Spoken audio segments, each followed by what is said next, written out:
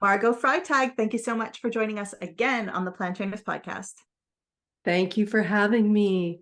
We're very excited to talk to you again. You were on episode 328, so we're about 150 plus episodes since then now, but Wow. it's always wonderful to catch back up with people, hear about their expertise at the moment, and talk about what you're up to. But before we get into that, we want to know if you have a moment of gratitude to share with us and the listeners. Yes, I do. I am so grateful right now that my daughter is home from university. So my family is together again for the holiday season, and it feels really good. Very grateful for that. How many? Nice. It's nice. Sometimes it's like, all right, when are our kids going to university? We're not at your stage yet, but How it's old are probably they nice to have now? them back. 15 and Uh, 13. oh, yeah, it's right around the corner. Yeah. And Yeah. how old are yours? 19 and 22. Wow. Yeah. Yeah. So I guess it gets a little lonely with the house, not hustling and bustling as much. Yes, it's very different. My son is still at home. He stayed home to do school, and he's finished now, but he's still living in the house. So we still have a body here, which is nice. Yeah. That is nice. That's good. Yeah. So back on 328, we talked about asthma and allergies. And I do want people to go back and have a listen to that to hear about it in full. But why don't you give us a little quick overview of how you found plant-based living again and how it changed some of the things in the family? Sure. So I struggled with asthma, severe asthma. Like, I was in the hospital a lot as a little kid. And in those days, they didn't have Ventolin. So I would get a shot of norepinephrine in my arm, and then they'd put me on prednisone, and then they'd put me in a croup tent. And I don't know if you know what that is in the hospital. It's like a crib, and then there's a plastic cover over it. And I would just lay there and, wheeze for several days, and then I'd go home.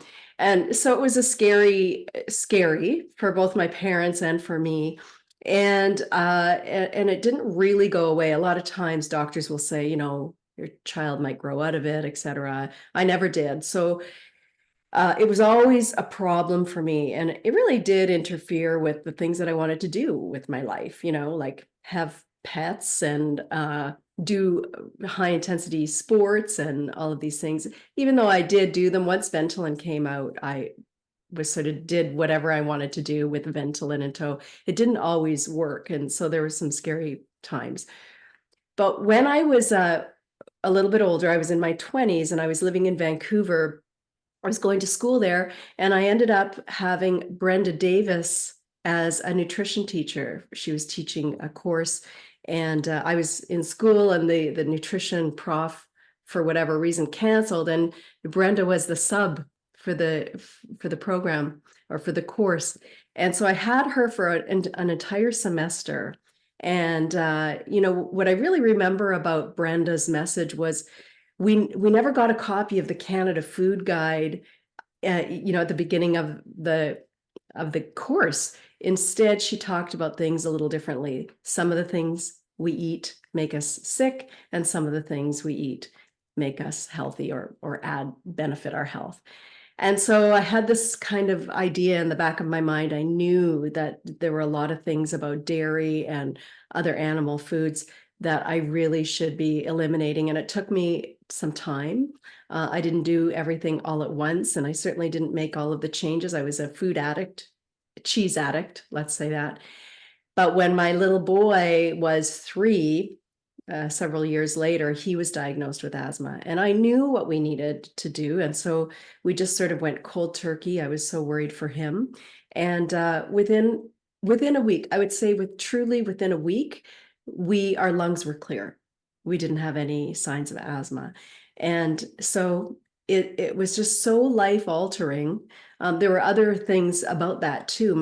I didn't realize that I had been in a fog pretty much my whole life. My brain cleared, my body just got well, my skin cleared up, my intestinal tract, started functioning properly.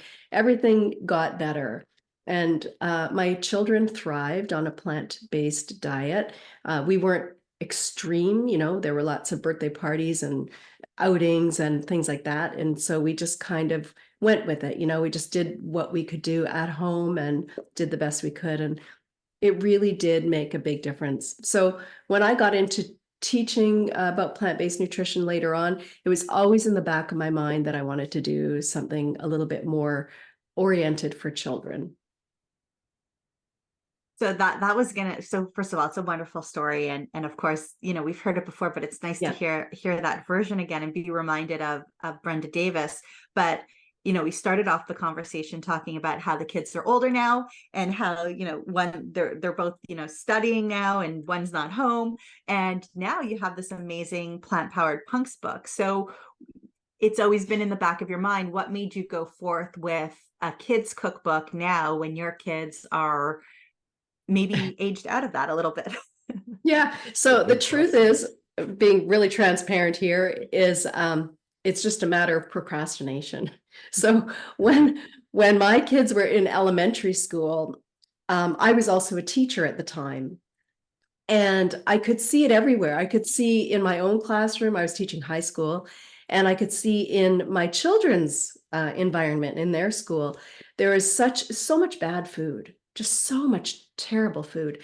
And you can really see, the correlation between behavior, energy levels, focus, and just overall well-being between what a child's eating for lunch and and how everything is working for them. And so I knew when the kids were small, that I wanted to make this cookbook. And I had this vision that they would be in the cookbook and their friends would be in the cookbook. And, I was busy. I was a busy mom.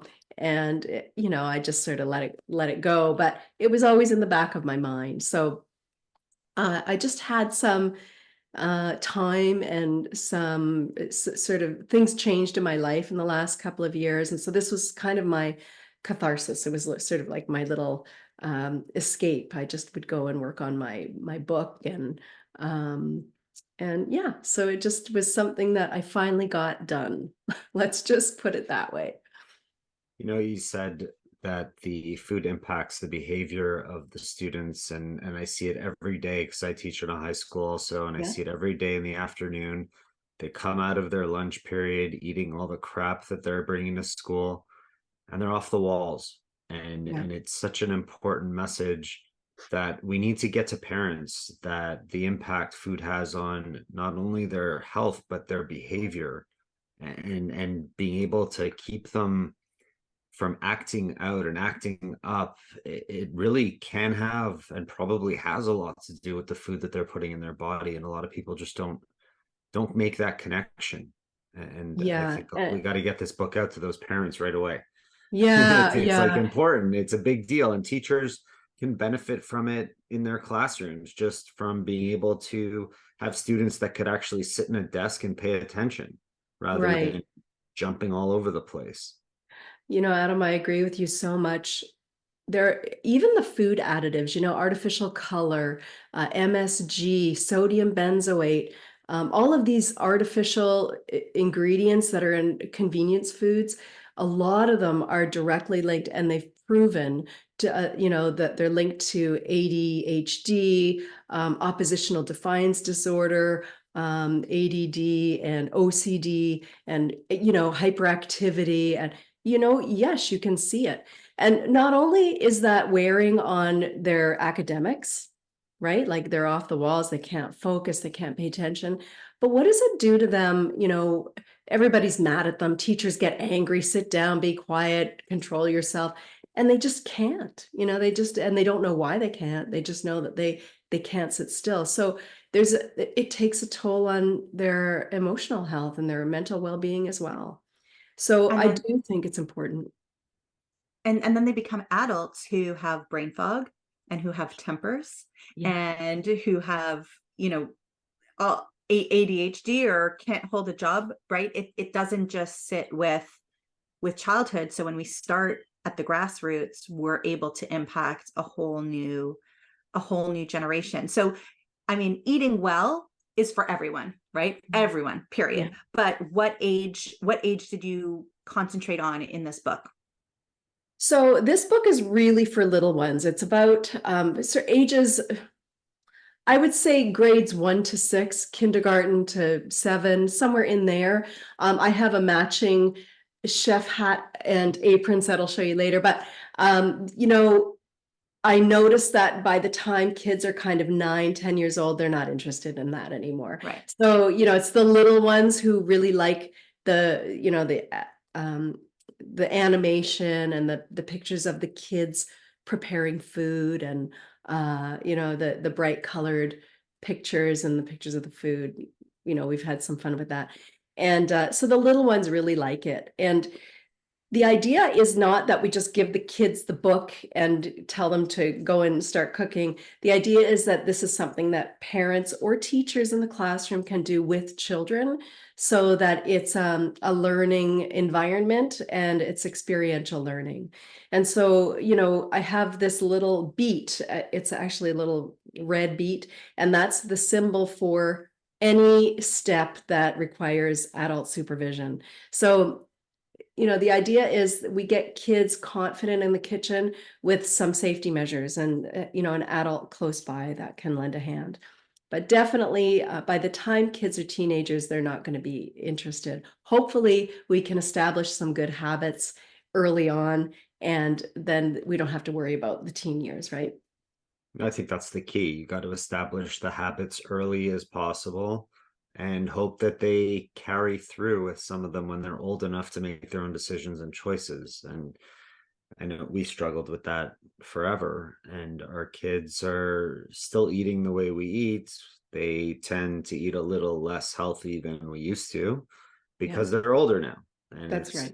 It's Still just the plant-based, just a little bit more processed. right. Yeah. So that's the progression that we've gone through, and it's difficult. And then hopefully at some point we'll get back to the more healthy foods. But they also say certain things. Like Russell will say sometimes like, oh, I already had so much bread today. I need to have something different in my food. Or Sage might say, yeah, I've been eating that, but it's a little bit too oily. I don't want something so oily anymore. So they are starting to make those bring those connections back, where, you know, a couple of years ago she would like chop up her own salads and we'd be like, amazing. When was the last time she makes Yeah. salad? But Right. she tends to eat one thing at a time, like a lot of grapes, a lot of Right. carrots, a lot of lettuce. But yeah, so they kind of bring things back. And, you know, we really have to look at that difference between parent-centered plant-based eating and child-centered plant-based eating. And I think we gave our children a lot of opportunity to cook with us, to be in our videos, to be at demonstrations that we did and be a part of that. So talk to us a little bit about how you see the difference between that parent-centered plant-based and the child-centered plant-based, and how that can make an impact. You know, I think whatever you're starting with you know, some people are starting off and they're fresh out of the gate trying to eat more plant-based nutrition, and they're doing that with their family as they're learning. And so, you know, I think it's different for everybody. But I do think that a child, you know, I think we have to get away from this idea that there is kid food. You know, I've heard actually a pediatrician talk about kid food being hot dogs and hamburgers and, you know, French fries, and I think we need to get away from the idea of calling junk food kid food, because it's hard to break up with. You know, if you're eating like that when you're a kid, you're eating that way as an adult, unless you make some changes, right? But I think what I think you're asking me is how our food might be different than our child's food as far as eating plant-based. And is that what you mean? No, that's not what I meant. What I meant is the impact of parents feeding kids and saying, this is what's for dinner. I've made it. Here it is. Eat it, versus getting kids involved in the cooking Oh, process so that they can own it and be empowered by it. oh yeah, huge. It's huge. So you already know this, I know. Well, yeah. Yeah, but I Yeah, want of to hear you course. explain it. Yeah. Your So, I take. mean, and that's partly why I did it this way, because when you get children into the kitchen, touching and feeling and smelling and tasting ingredients, and putting them all in together and creating something, they're going to be far more inclined to give it a try. You know, nobody wants to eat anything that they don't know what's in it, you know, even us, right? And so kids, if they're part of it, they're proud of the creation and they know exactly what's inside and they already know about some of the tastes and the smells. So they know what to expect. And so I think it's just night and day. I mean, if kids can have you know, play a part in creating the food, I think it's going to make just a massive difference. For sure. So is this book a bunch of recipes that are kid friendly that they could do with their parents? Yeah. Yeah, it's more of a teaching cookbook. So there are only 28 recipes. I just felt some of these cookbooks have 150 recipes, and I just find that overwhelming. And I'm sure kids do too. What I wanted to create was a sort of a teaching cookbook where parents and kids can work together through the recipes and not to overwhelm, but just to give everybody a sample of all of the different kinds of things that are available. And yeah, definitely something that kids can do together with their parents or a guardian, or also can be done in a classroom with a teacher. So pick your favorite ones. What are some of those favorite recipes inside there? Do you want me Pick to your show favorite you? child. Sure. Show us. Okay. For those that are on YouTube, they can see it, but we need to describe it too, because most of our beautiful listeners are on audio. Okay. So one of my favorites, I picked a couple, and then my husband picked one too. But one of my favorites is called the Veggie Voom Quinoa burgers, and they're quinoa burgers, and they are super delicious. I'm sorry about the light, guys. So that's Collie and Flower, our mascots. Cute. We try to get them on the pages, but here's a picture of the veggie quinoa burger, and you can see we've got all of the instructions broken down into steps so that kids can do that together with parents. And then we have the other favorite of mine is almond cheese.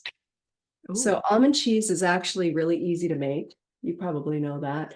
And basically, you know, we get kids to have fun with soaking almonds and getting used to doing that kind of thing and spending maybe more than one day creating a recipe. The other thing about this almond cheese recipe is it doesn't have to be baked, and it can be used soft as a spread.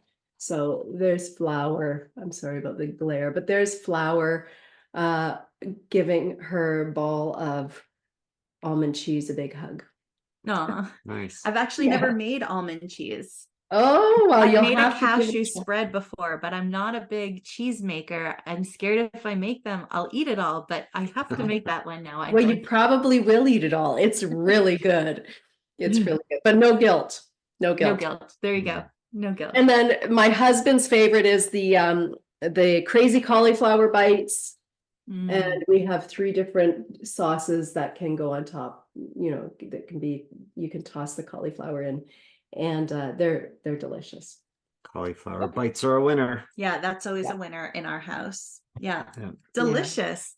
Amazing. And I love the pictures in there, like you said before. Now that we have the visual of that, it's not just mix. You have a picture of what mixing looks like. So it really is learning as they go. So if there is no beat on that line, they could do it on their own. I remember my daughter, when she first started cooking and following recipes, I wanted her to be as independent as possible. So I did stand back, but she'd run to me every step and say, what does beat mean? Or what does mix mean? Or what do I use to mix? Do I use a spoon or do I use a fork? So having those instructions, but also allowing, like, clearly they have the ability to try something different to mix and see if that works too. The visuals are huge, and some kids are auditory and some kids are visual and some kids are tactile. So there's a little bit of everything for them in the book. Yeah, there definitely is. I did send you an electronic version. You know, I had the flu, so I didn't get around to mailing you a copy, but I will. That's okay. And I don't know if you were able to open the electronic version, but it's there for you to download if you'd like. Perfect. What do you say to the parents that are looking at this book and saying, well, my kids won't eat that, they're too picky? How would I get them to work on these recipes if they're so fancy? Or are they even fancy? They're not Or what fancy. do I They're do with really, my kids that are picky eaters? Will they Oh, still my eat these kid would never foods? eat quinoa. Right. Yeah. yeah, Yeah. What would yeah. you say? So I would say get your kid in the kitchen doing the thing, and that will change things. I mean, if I gave I think the average child, if you put a quinoa burger in front of them, they would probably, say, what's that? But if they were in the kitchen mixing all the ingredients up and putting it together themselves and making the patties and creating the burger, it's a different story. I think we really need to get kids more involved. Kids aren't really involved with their food, and I think this is a problem across the board. Kids don't know where their food comes from, and I don't know if that comes from the standard American diet. Probably, we typically wouldn't want our kids to know where chickens and or beef came from, or these things. And I wonder if that's just become a theme, and we tend to lean toward more packaged foods that don't really they don't have a lot of nutrients, but there's lots of salt and sugar and fat, and they taste good, and kids are used to them. But I think if kids get a chance to really know what their food is made of, it's just a win-win. I mean, they're going to like it, they're going to learn something, and they're going to be proud of it.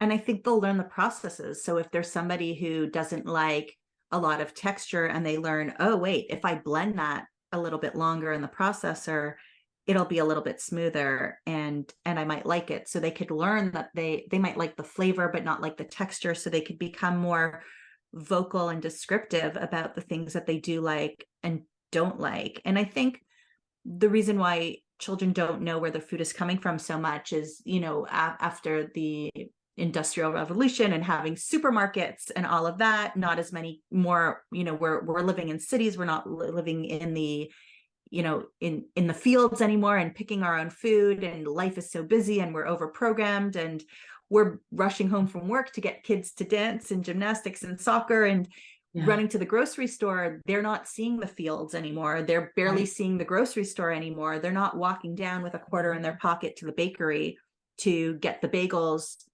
and they could see the bagel oven and be like, wow, that's how they bake bagels. So they're just And they were a quarter? they were really a lot less than a quarter. I don't know. Just I'm thinking my grandmother this week, and I know her grandmother had a bagel place, so she knew how baking worked because she was in that environment. She wasn't on her phone 24/7 doing all the things on the phone. Yeah, so it's a different world, but understanding baby carrots don't come from a can. They grow in the ground. All of that is huge, and there's going to be more, they're going to have more appreciation for the work that their adults do to provide food for them and put food on the table on the days where they're not cooking as well. And I think that plays a big part in them wanting to taste things and try things as well. Yeah, I think you're right. Absolutely. So Plant Powered Punks, where do we get the book, and how can our listeners or viewers connect with you, Margot? Please tell us. Okay, so Plant Powered Punks is available at all fine book retailers. We're still working on the price. In Canada, it seems to be ridiculous at Amazon, but you can get it at Indigo. You just have to order it. It's at Barnes and Noble in the States, and all of the other book outlets. You can get it pretty well anywhere. In the States, Amazon in the States, the price is far more reasonable than Amazon in Canada. I don't know why. I can't figure it, but anyway, it's there, it's available. And we have the chef hat and apron sets here, and we are shipping them out. So if anybody's interested in those, they're super cute. And we are also starting a membership site for parents and teachers. it's filled with lesson plans and nutrition guides, and there's a video library for instruction. And it's just a great resource for anybody who is looking to be the expert for their child or for their classroom. And so, yeah, there's that too. Beautiful. Well, thank you so much for being on the Plant Trainers podcast today. I think that this would make a great gift for any teacher, for any parent, for any kid. So definitely get your books and send us the pictures. We'd love to see the pictures of what your kids are making. So send that into our Instagram at Plant Trainers, and we could share it with Margot too. Send it to Margot as well. Where would people find you on Instagram? Sure. So I'm at Margot Freitag on Instagram, and Plant Powered Punks on YouTube, and that's kind of it. I'm mostly I'm not great with social media, but I'm working on it. All right. Well, we'll link to all that in our show notes at planttrainers.com, and people can go there to grab those links and check you out. And thank you so much for being with us here on the Plant Trainers podcast. Thank you so much for having me.